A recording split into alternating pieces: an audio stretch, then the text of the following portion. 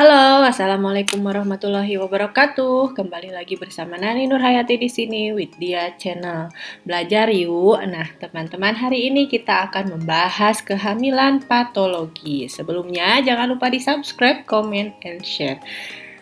Terima kasih. Before we begin our study, it is better for us to read basmalah together. Bismillahirrahmanirrahim. Nah, di sini angka kematian ibu di Indonesia masih tinggi ya.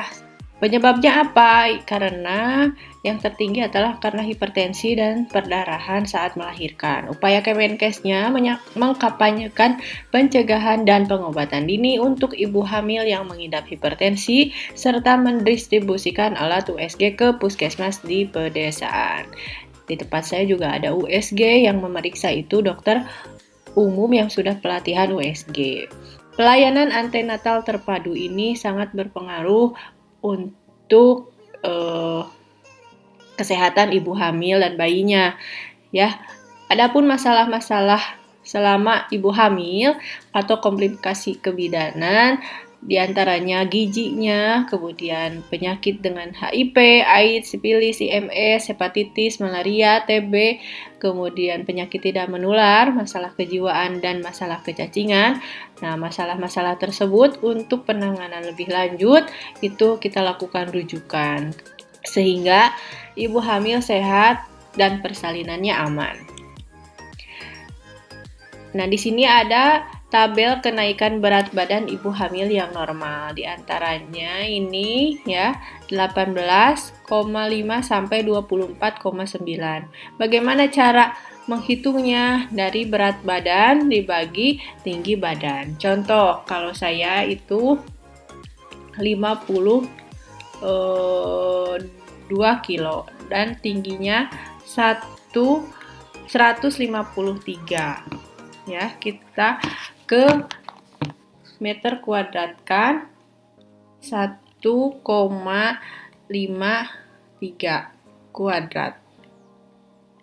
Ya, kita hitung 52 kilo dibagi 2,34 didapatkan 22,2. Jadi ini sudah terbilang normal ya.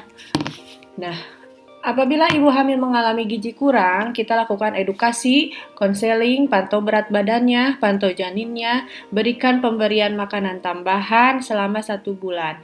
Kita lakukan rujukan bila kenaikan BB-nya kurang dari 1 kg per bulan atau kurang dari 2 kg di trimester 2 dan 3.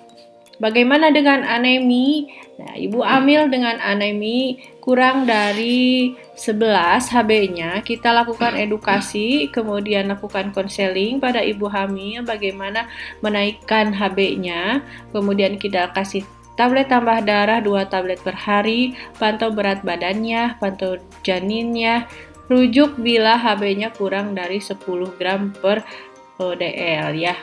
Anemi pada ibu hamil yang normal itu 11. Dia mengalami anemia ringan jika 10 sampai 10,9. Anemi sedang 7 sampai 9,9 dan anemi berat itu kurang dari 7. Nah, pelayanan pada ibu hamil dengan gizi yang normal ya. Nah, ini kita lakukan edukasi, konseling, pantau BB dan pantau janinnya. Jika gizi kurang atau kek, lakukan edukasi, konseling, pantau berat badan, pantau janin, dan kasih pemberian makanan tambahan selama 1 bulan. Anemi kurang dari 11, kita lakukan edukasi, konseling, beri tablet tambah darah 2 tablet per hari, pantau berat badan, pantau juga janinnya. Jika ibu hamil mengalami kek dan anemia, kita lakukan tata laksana bumil dengan kek dan tata laksana anemia. Kalau ibu hamil kek dengan penyakit, kita lakukan tata laksana bumil dengan kek dan tata laksana penyakit sesuai dengan penyakitnya. Ada ini 13 pesan umum gizi seimbang. Sementara itu untuk ibu hamil ada 4 pesan khusus, yaitu biasakan konsumsi aneka ragam makanan, batasi konsumsi garam, minum air putih yang banyak, batasi kopi. Pada ibu hamil, konsumsi kalsium meningkat, terutama pada trimester 2 dan 3. Oleh karena itu, WHO merekomendasikan pemberian kalsium sebanyak 1,2 sampai 2 gram sehari kepada semua ibu hamil yang berada di daerah dengan asupan kalsium yang rendah. Pemberian kalsium itu untuk mengurangi risiko preeklamsi. Kekurangan energi kronik adalah kekurangan energi yang memiliki dampak buruk terhadap kesehatan ibu dan pertumbuhan perkembangan janin. Ibu hamil dikategorikan cake bila lilanya itu kurang dari 23,5 cm. Bagaimana cara mengatasi cake pada ibu hamil? Itu yang pertama, pemberian makanan tambahan pada ibu hamil. Kemudian pastikan ketersediaan makanan yang bergizi di rumah. Penerapan pola makan yang benar dan asupan gizi yang penting saat hamil. Kemudian mengobati penyakit infeksi yang mungkin mengganggu pencernaan ibu hamil. Nah, ini ibu hamil yang positif HIV. Kita lakukan pengobatan ARV, konseling kondom, trace, pasangan, pemantauan VL atau viral load. Ibu dengan positif sifilis, pengobatan benzatin penisilin G. Kemudian berikan kondom untuk hubungannya, trace pasangan, periksa titer, atau kita lihat komorbid lainnya. Terapi adekuat, dini single dose, later triple dose. Ibu hamil dengan positif hepatitis, lakukan pengobatan, beri kondom untuk hubungan, trace pasangannya, atau lihat komorbid lain. Jika HBsAg-nya reaktif, maka ibu hamil tetap melanjutkan ANC dan persalinan di fasilitas kesehatan tingkat pertama. Bayi diberikan vaksin HB0 dan HBIG kurang dari 24 jam dari saat persalinan. Selanjutnya, HB1, HB2, dan HB3 sesuai program imunisasi nasional. Pencegahan dan pengobatan malaria dalam kehamilan. Pada ibu hamil dengan malaria, itu kunjungan ANC pertama itu diberikan dosis terapeutik anti-malaria. Pencegahan anemi itu dengan suplemen besi 300 mg superferus atau 60 mg elemen besi per hari dan 1 mg folik acid per hari. Kemudian untuk pengobatan anemi, HB-nya 7 sampai 10 gram per dl diberikan dosisnya itu 2 kali lipat. 2 kali lipat berarti sehari 2 kali. Ya, periksa HB setiap kali kontrol. Di wilayah endemis tinggi malaria, semua ibu hamil screening malaria. Di wilayah endemis rendah dilakukan secara selektif. Jika malaria berat diberi prarujukan. Nah, integrasi malaria dalam pelayanan antenatal terpadu. Untuk daerah endemis malaria, pada kunjungan pertama ANC, semua ibu hamil dilakukan pemberian kulambu berinsektisida, screening darah malaria, terus pemberian terapi pada ibu hamil yang positif malaria. Ini pelayanan antenatal terpadu pada ibu hamil yang TB. Pada kunjungan pertama, ibu hamil semua itu dilakukan screening dan tanda TBC. Apakah ada batuk lama, 2 minggu atau lebih, ada batuk berdarah, ada demam atau lemas, ada berkeringat malam tanpa aktivitas, ada penurunan berat badan tanpa sebab yang jelas, kemudian ada gejala TB ekstraparu, ada kontak yang serumah dan kontak erat dengan pasien TB. Nah, apabila hasil screening menunjukkan gejala TB, maka ibu hamil dirujuk ke poli TB untuk penatalaksanaan lebih lanjut. Di sini bidan tetap melakukan pemantauan minum OAT pada ibu hamil bersama petugas TB. Nah, selama ibu hamil kita lakukan anamnesis pada pemeriksaan fisik, uji lab, fototorak, terus pemeriksaan sputum PTA, tes PAP, tes mantuk atau tuberkulin, teknik polimerase chain reaction deteksi DNA atau baktek ya yang dilakukan di puskesmas itu tes mantuk ya. Nah, ini pelayanan antenatal dengan hipertensi. Pelayanan dokter screening preeklamsi pada usia kehamilan kurang dari 20 minggu. Screening preeklamsi dikerjakan kepada semua ibu hamil saat kunjungan atau kontak pertama. Sebaiknya dilakukan pada usia kurang dari 20 minggu. Akan tetapi bila ibu datang pada kehamilan lebih dari 20 minggu, itu screening tetap dilakukan. Jika didapatkan ada tanda centang ini di dua kotak kuning ini atau satu di kotak merah, maka ibu beresiko mengalami preeklamsi dan lakukan segera rujukan ke dokter obgyn. Klasifikasi hipertensi dalam kehamilan, ada hipertensi kronis, itu hipertensi sebelum usia kehamilan 20 minggu, ada superimpos preeklamsi, diantaranya hipertensi kronis, proteinuria, dan tanda lain preeklamsi. Nah, ini ada tanda-tanda preeklamsi ringan ya. Tekanan darah naik, positif protein urinnya, peningkatan berat badan, ada udim. Kalau PEB ada sakit kepala, mata kabur, mual, pain in abdomen and back. Pencegahannya apa? Kurangi konsumsi garam. Ya, jangan melebihi 1 sendok teh per hari. Olahraga minimal 30 menit. Kemudian tidak merokok, hindari asap rokok juga. Diet gizi seimbang di piring makananku ya. Ada makanan pokok, kemudian lauk pauk, buah dan sayur-sayuran. Pertahankan berat badan ideal dan hindari minum alkohol. Ada pemberian MGSO4 pada pasien PEB atau preeklamsi di puskesmas.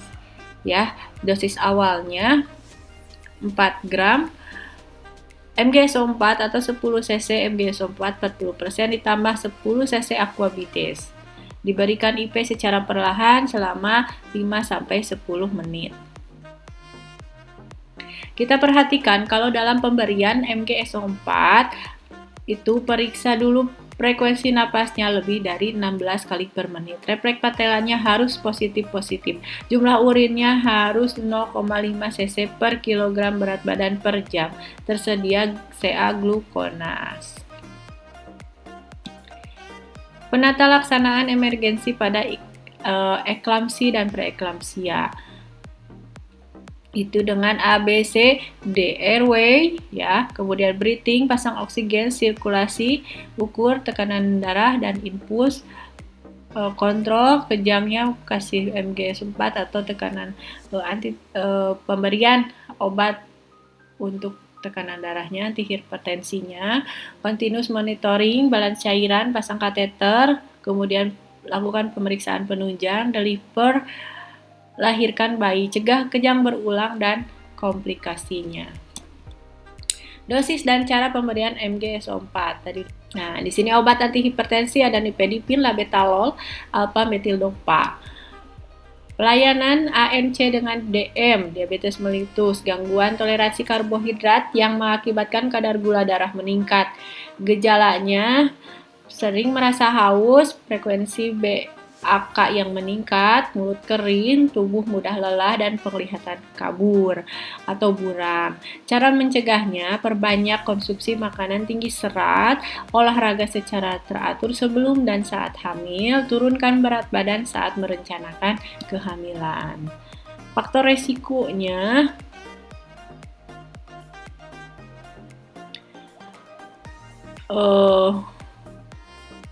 komplikasi jika mengidap DM yaitu kelebihan berat badan bayi saat lahir karena tingginya kadar gula, jadi makrosomia, nanti bayinya besar ya. Kemudian lahir prematur mengakibatkan bayi sulit bernapas, lahir dengan gula darah rendah juga, glikemi, resiko mengalami obesitas dan diabetes tipe 2 ketika dewasa pada bayinya ya. Komplikasi-komplikasi pada bayi saat lahir dengan ibu DM ya. Kemudian pelayanan antenatal dengan riwayat talasemi. Gejala talasemi apa? Kulit pucat, mudah lelah, terlihat lemah, pusing, hilang nafsu makan, sulit konsentrasi, mudah marah, dan jantung berdebar. Wanita dengan talasemi beresiko mengalami keguguran, preeklamsi, janin kecil untuk usia kehamilan, hambatan pertumbuhan janin, dan perlu transfusi darah. Meski tidak banyak komplikasi yang diharapkan pada mereka dengan talasemia minor, kecuali peningkatan kebutuhan akan transfusi darah. Pemeriksaan bayi baru lahir tidak umum dilakukan, tetapi dapat dilakukan bila kedua orang tuanya adalah pembawa sifat talasemi. Diagnosis prenatal adalah kegiatan pemeriksaan yang bertujuan untuk mendiagnosis janin apakah menderita talasemia mayor, minor, atau normal. Pemeriksaan hanya dilakukan pada janin dari pasangan yang keduanya adalah pembawa sifat talasemi. Ya. Nah, ibu hamil dengan kesehatan jiwa dapat terjadi di antaranya dia mengalami stres, gangguan kecemasan menyeluruh, gangguan panik, gangguan obsesif kompulsif, somatoform atau stres pasca trauma, gangguan mental dan perilaku akibat penggunaan nafsa, gangguan depresi atau skizofrenia. Ibu hamil yang sehat itu mentalnya harus merasa senang dan bahagia, mampu menyesuaikan diri terhadap kehamilannya sehingga dapat menerima berbagai perubahan fisik yang terjadi pada dirinya dan dapat tetap aktif melakukan aktivitas sehari-hari. Ya, jika ada gangguan kesehatan jiwa pada ibu hamil, itu tidak hanya saja berpengaruh terhadap ibu hamil tersebut, tetapi juga berpengaruh pada pertumbuhan dan perkembangan janin di dalam kandungan. Kemudian setelah melahirkan bayinya juga ya berpengaruh masa kanak-kanak dan masa remaja. Pemeriksaan kesehatan jiwa pada ibu hamil dilaksanakan dengan melaksanakan screening atau deteksi dini. Dilakukan dengan wawancara klinis dulu, ya.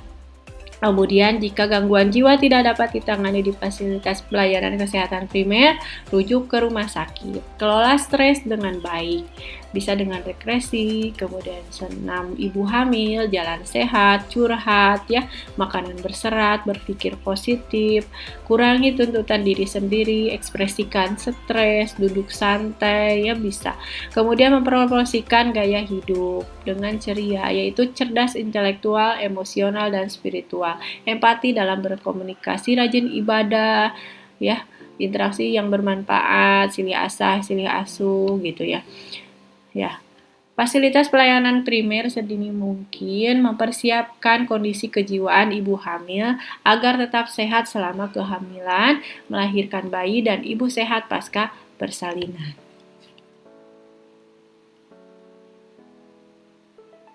Deteksi dini dan wawancara klinis diduga terhadap masalah kejiwaan bagi ibu hamil. Itu menggunakan alat instrumen SDQ-25, kemudian SRQ-29 untuk ibu hamil yang berusia di atas 18 tahun. Pemeriksaan lab dilakukan pada pemeriksaan ANC, meliputi pemeriksaan rutin dan atas indikasi. Adapun tes lab yang masuk dalam standar pelayanan minimal itu tes kehamilan, kadar Hb, golongan darah, kemudian indikator kesehatan orang yang resiko terinfeksi virus HIV, tes HIV ya. Imunisasi pada kunjungan pertama ANC dilakukan screening status imunisasi TT ibu hamil. Apabila diperlukan diberikan imunisasi pada saat pelayanan antenatal. Itu untuk mencegah terjadinya tetanus pada bayi baru lahir. Kemudian melengkapi status imunisasi TT. Jadi petugas harus memahami tentang penentuan status imunisasi TT. dan pencatatannya baik pengelolaan KIA maupun petugas imunisasi. Nah, di sini ada tabel jadwal pemberian imunisasi tetanus di Indonesia.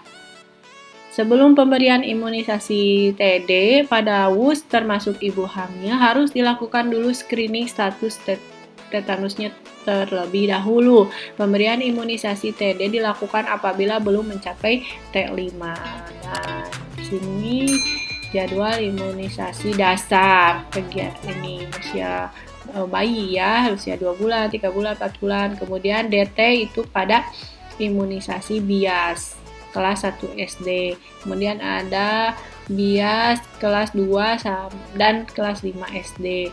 Nah, TD untuk wanita usia subur termasuk ibu hamil. Kegiatannya pada calon pengantin, kunjungan antenatal, dan lain-lain. Screening status imunisasi T1 ya. Kemudian T2-nya dilakukan setelah 4 minggu pemberian dari TT1. TT3 itu 6 bulan setelah TT2. TT4 itu 1 tahun dari pemberian TT3. T5 dilakukan 1 tahun setelah dia melakukan T4 dan masa perlindungannya itu lebih dari 25 tahun untuk T5. Nah, ini adalah contoh penentuan status imunisasi TT sebagai berikut. Kita lakukan anamnese, kemudian dilihat dari status imunisasinya dan kapan pemberian imunisasi TD-nya. Pelayanan antenatal terpadu dengan penanggulangan cacingan pada ibu hamil. Infeksi cacing atau cacingan pada ibu hamil itu berupa kekurangan kalori dan protein, serta kehilangan darah, komplikasi perdarahan karena anemia kronis yang mengakibatkan bayi lahir berat badan rendah. Tiga jenis cacing yang umum menginfeksi manusia, antara lain cacing gelang, cacing tambang, dan cacing cambung. Ibu hamil dengan pemberian FE masih tetap anemi dilakukan pemeriksaan tinja. Jika hasil positif, diberi obat cacing secara selektif. Screening pemeriksaan tinja bagi ibu hamil yang mengalami gejala cacingan atau anemi pada kunjungan antenatal dan hasil pemeriksaan tinjanya positif cacingan, diberi obat cacing secara selektif. Ibu hamil yang mempunyai hasil positif pada pemeriksaan tinja, maka pemberian obat cacing dapat dilakukan mulai trimester 2 dan 3 di bawah pengawasan dokter. Nah, ini pada saat COVID kita melakukan pelayanan menggunakan APD sesuai standar dan pelayanan NC minimal 6 kali. Kemudian hiperemesis gravidarum. Di sini hiperemesis yaitu mual muntah yang mengganggu aktivitas dan keadaan umum ibu. Dijumpai tanda-tanda hiperemesis pada kehamilan muda. Tanda dan gejalanya tergantung pada tingkatannya. Ada tingkatan hiperemesis tingkat 1. Itu gejalanya mual muntah terus-menerus, nyeri ulu hati, ibu merasa lemah, berat badannya menurun, nadinya 100 kali per menit, tekanan darahnya menurun, turgor kulitnya menurun, lidah kering, mata cekung. Tingkat kedua, ibu lemah. Nah, di sini berat badan turun, nadi meningkat, tensi turun, turgor kulit rendah, lidah kering. Untuk tingkat 2, ini ada clue ya, tanda yang khusus, yaitu napas dan urin berbau aseton, oliguria. Nah, ini udah termasuk tingkat kedua. Kalau tingkat ketiga, itu sudah ada somnolen sampai koma, kemudian ikterus, dan perubahan mental.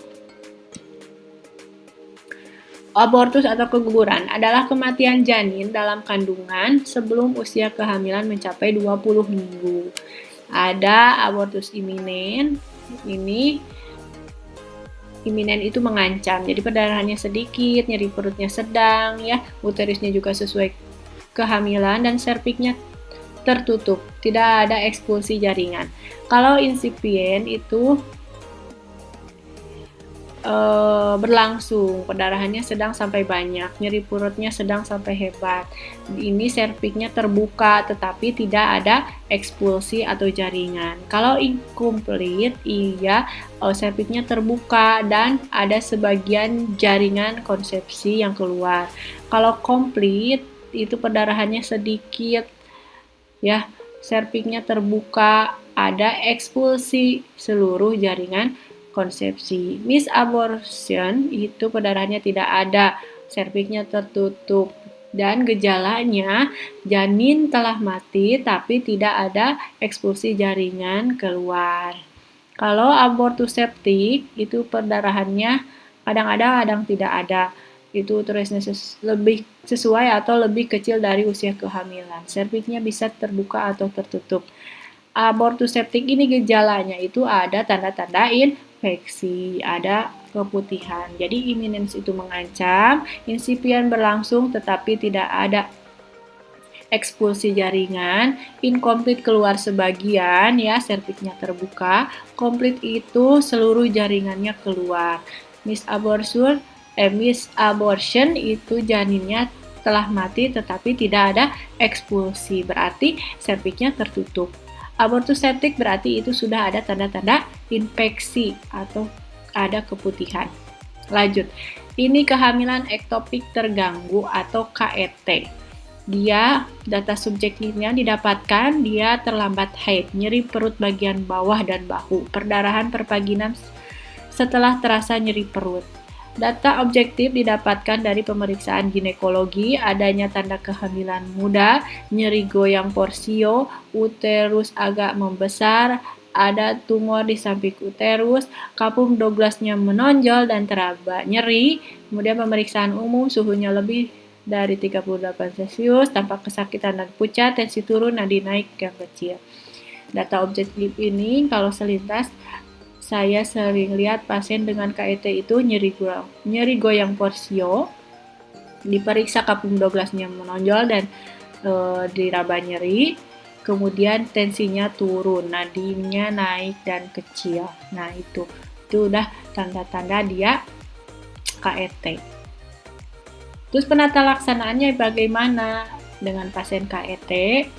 Setelah diagnosis didapatkan, kita lakukan rujukan untuk penanganan KET. Observasi keadaan umum dan kesadaran penderita. Stabilisasi keadaan umum penderita. Restorasi cairan dengan cairan kristaloid NaCl atau RL. 500 ml dalam 15 menit pertama dan 2 liter dalam 2 jam. Ini mola hidroksidosa. Data subjektifnya dia amenore, nyeri perut. Data objektifnya tidak terdengar DJJ. HCG utama setelah hari ke-100. USG itu terdapat snowflake pattern, ya. Jadi gambaran badai salju. Perdarahan perpaginan. Uterus lebih besar, tidak sesuai dengan umur kehamilan dan tidak teraba bagian anak. Ya. Perdarahan antepartum adalah perdarahan sebelum melahirkan melalui vagina yang terjadi pada usia kehamilan lebih dari 24 minggu hingga sesaat sebelum bayi lahir. Kalau tadi perdarahan kurang dari 20 minggu abortus. Kalau lebih dari 24 minggu itu perdarahan antepartum. Diagnosa plasenta previa. Plasenta previa itu plasentanya ada di bawah, baik di pinggir, marginal maupun total, dia total di bawah. Tandanya apa? Tanpa nyeri dan darah segar kehitaman. Kemudian ada solusio plasenta, di mana solusio plasenta itu perdarahan dengan nyeri dan menetap. Warna darahnya kehitaman. Ostium terbuka. Uterus tegang dan nyeri. Nah, kalau di soal-soal clue-nya plasenta previa pasti perdarahan tanpa nyeri dan darah segar atau kehitaman. Kalau solusio plasenta biasanya di soal itu dia dikatakan nyeri, darah kehitaman, ostium terbuka, uterus tegang, ya.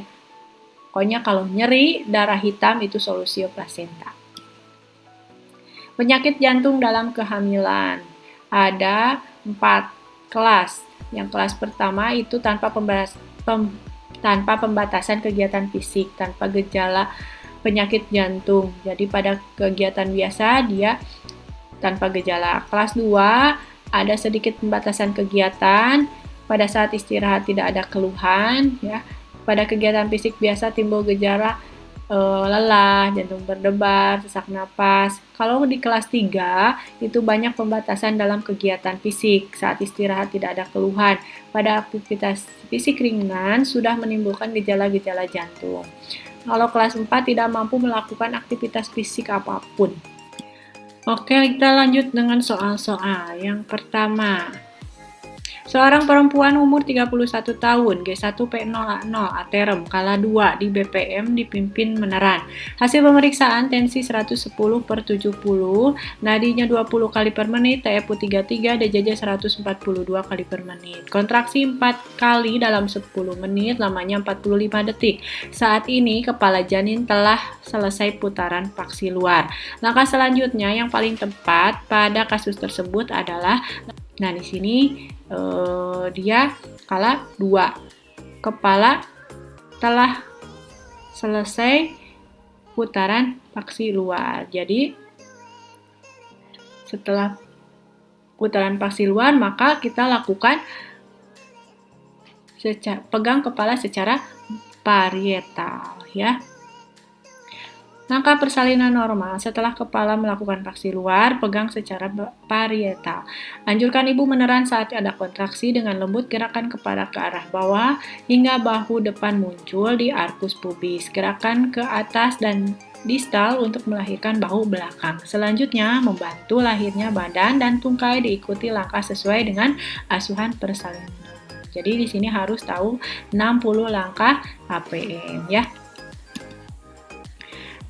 Lanjut, seorang perempuan umur 28 tahun, G2P1A0, usia kehamilan 39 minggu, datang ke puskesmas dengan keluhan mules yang tidak tertahankan. Hasil anamnesis, sudah keluar darah lendir, hasil pemeriksaan tensinya 120/80, nadinya 20 kali per menit, nadinya 84 kali per menit, suhunya 36,8 derajat Celcius, TFU 32, DJJ-nya 136, dan teratur, penurunan kepala 3/5, kontraksinya 3 kali dalam 10 menit, lamanya 40 detik, lakukan PD, porsio tipis lunak, pembukaan 6, ketuban utuh, UUK kiri depan. Rencana asuhan yang paling tepat adalah, kemudian jawabannya adalah melakukan observasi DJJ per 30 menit, karena kalau di PD lagi itu per 4 jam ya. Seorang perempuan umur 27 tahun, G3P2A0, usia kehamilan 37 minggu. Kala 1 di BPM ditemani oleh suami dengan keluhan mules. Hasil anamnese tidak tertahan sakit pinggang, jika digosok pada bagian sakit. Tensinya normal, nadinya normal, kontraksinya 3 kali dalam 10 menit, lamanya 40 detik, DJJ-nya 142, di kepala itu sudah penurunan 3/5, pembukaan 6, porsio tipis lunak, ketuban utuh. Apa asuhan yang dapat dilakukan? Di sini disebutkan bahwa ibu tidak tahan dengan sakit pinggang dan minta digosok. Jadi jawabannya adalah melibatkan suami dalam manajemen pengurangan rasa nyeri. Seorang perempuan usia 27 tahun, G3P2A0, datang ke klinik bidan dengan keluhan mules-mules, kencang-kencang pada perut, serta ada keluar lendir campur darah dari kemaluannya. Hasil pemeriksaan tanda-tanda vital dalam batas normal, penurunan kepalanya 0/5, DJJ-nya 138 kali per menit, HIS-nya normal, hasil pemeriksaan didapatkan pembukaan 4 dan selaput ketuban utuh. Apa diagnosanya? Kalau pembukaan 4 berarti dia fase aktif akselerasi ya. Jadi jawabannya adalah yang B. Kemudian seorang perempuan G2P1A0 usia 25 tahun datang ke klinik dengan keluhan perut mules, nyeri sangat kuat pada sekitar perut bawah. Suhunya 37 derajat Celcius, respirasi 28, nadinya 96, tensinya 120/80. HIS-nya 4 kali dalam 10 menit, lamanya 40 detik, DJJ-nya normal, hasil pemeriksaan pembukaannya lengkap, dan ketuban belum pecah. Apa tindakan selanjutnya? Maka dilakukan amniotomi, karena disebutkan ini ketubannya belum pecah ya. Oke, sekian, terima kasih soal-soal dan materi tentang kehamilan patologis. Jangan lupa di-subscribe, comment, and share. Jika kalian butuh soal-soal atau materi-materi untuk latihan P3K yang kemarin saya pelajari, dan soal-soal yang kemarin keluar, boleh di email dia channel34@gmail.com. Oke, terima kasih. Wabillahi taufiq wal hidayah. Mohon maaf bila banyak kekurangan, kelebihannya dari Allah Subhanahu wa taala. Wassalamualaikum warahmatullahi wabarakatuh.